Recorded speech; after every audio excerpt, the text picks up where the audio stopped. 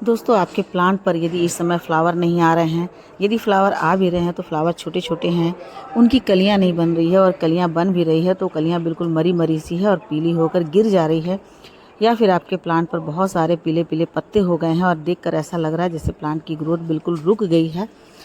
तो ऐसे में आप ये लाल रंग का जो फर्टिलाइज़र है, बहुत ही ज़्यादा पावरफुल फर्टिलाइज़र है। इस फर्टिलाइज़र का यूज़ करके आप अपने प्लांट पर ढेरों कलियाँ ले सकते हैं। तो आज की वीडियो में एंड तक बने रहिएगा।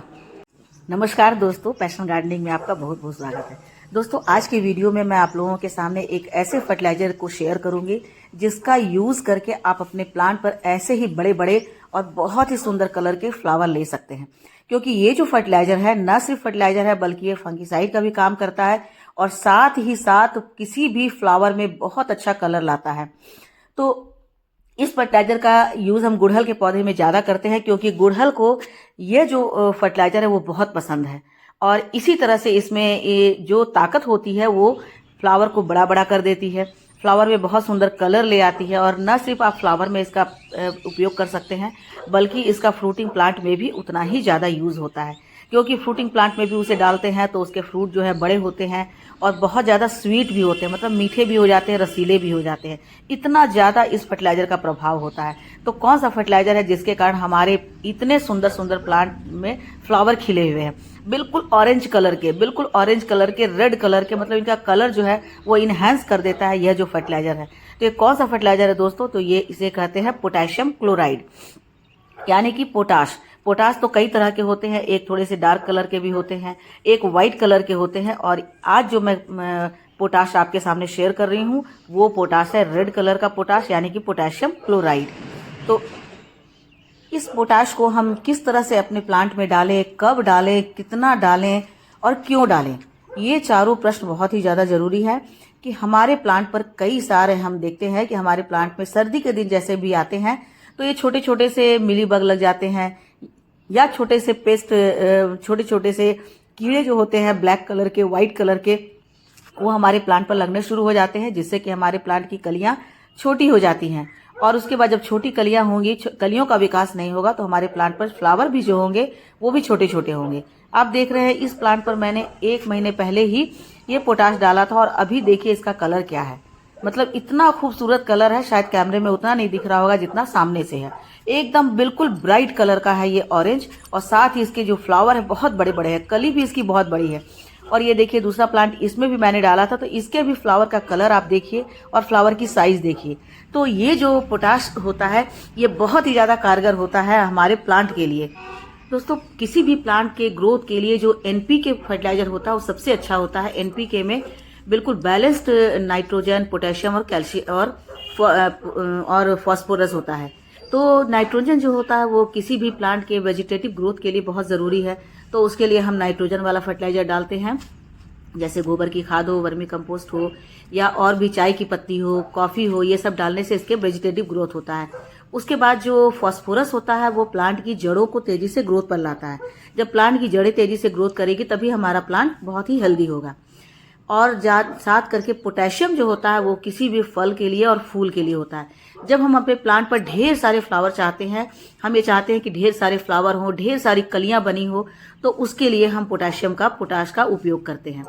तो जाड़े के दिनों में खासकर गुड़हल के पौधे पे तो हमें ढेर सारी कलियां चाहिए, या जो भी फ्लावरिंग प्लांट होता है उसमें जब हम ढेर सारा फ्लावर चाहते हैं तो उसके लिए हम पोटाश का उपयोग करते हैं, ताकि पोटाश के उपयोग से 1 महीने के अंदर, मतलब 20 दिन के अंदर अंदर आपके प्लांट पर एकदम कलियां भर जाएंगी और उसके बाद ढेर सारे फ्लावर खिलेंगे। तो इसके लिए पोटाश का उपयोग किया जाता है। खासकर ये जो रेड वाला पोटाश है वो बहुत ज़्यादा कारगर होता है। हालांकि पोटाश के लिए हम अनियन पील का भी उपयोग करते हैं, केले के छिलके का लिक्विड फर्टिलाइजर बनाते हैं उसका भी उपयोग करते हैं, तो उससे भी बहुत अच्छा रहता है और बहुत अच्छे से मात्रा में उसमें फ्लावर खिलते हैं।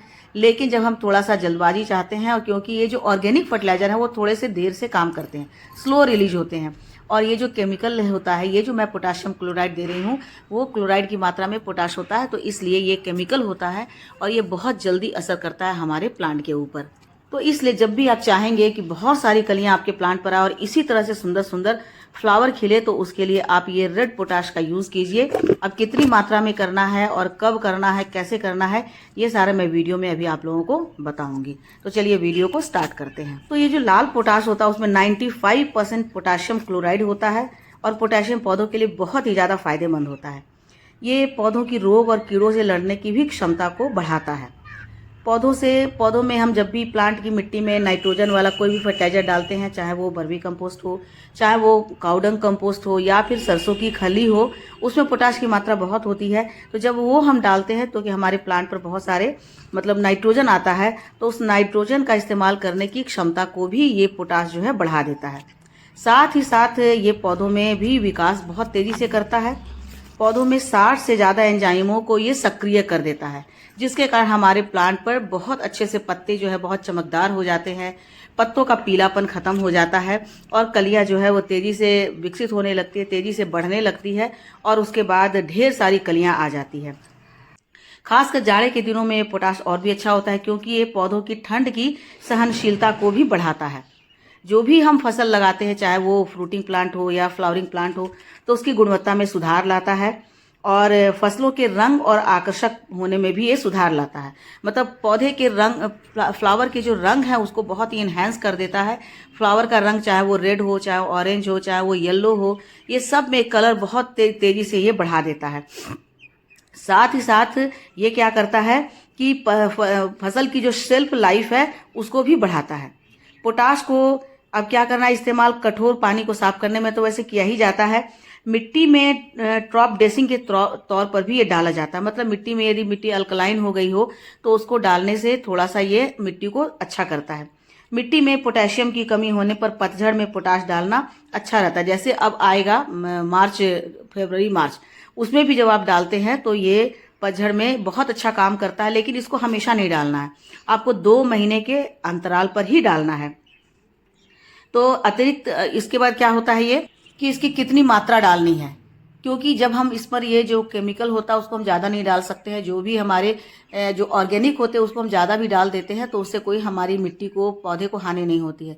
लेकिन जो थोड़ा सा केमिकल होता है वो असर तो बहुत तेज़ी से करता है और अच्छा होता है, लेकिन उसका उपयोग हमें थोड़ा ध्यान से करना है। तो जब भी हम इसका उपयोग करेंगे तो थोड़ी सी ही करेंगे मात्रा, ज़्यादा मात्रा हम नहीं कर सकते हैं। अब दोस्तों इसे कैसे करना है, तो इसको या तो आप सुबह के समय कीजिए, एकदम अर्ली मॉर्निंग जबकि धूप नहीं हो, या फिर ज़्यादा बेटर है कि आप धूप खत्म होने के बाद शाम में कीजिए, क्योंकि शाम में जब करेंगे तभी इसका असर होगा। देखिए क्यों करते हैं, क्योंकि पत्ते का जो कलर होता है वो बिल्कुल हरा से लाइट कलर का हो जाता है और पत्तों में थोड़ा सा ये मुड़ापन आ जाता है। ये पत्ते जो है इसके थोड़े से मुड़ जाते हैं, तो इससे पहचान हो जाती है कि हमारे प्लांट में पोटेशियम की कमी हो गई है।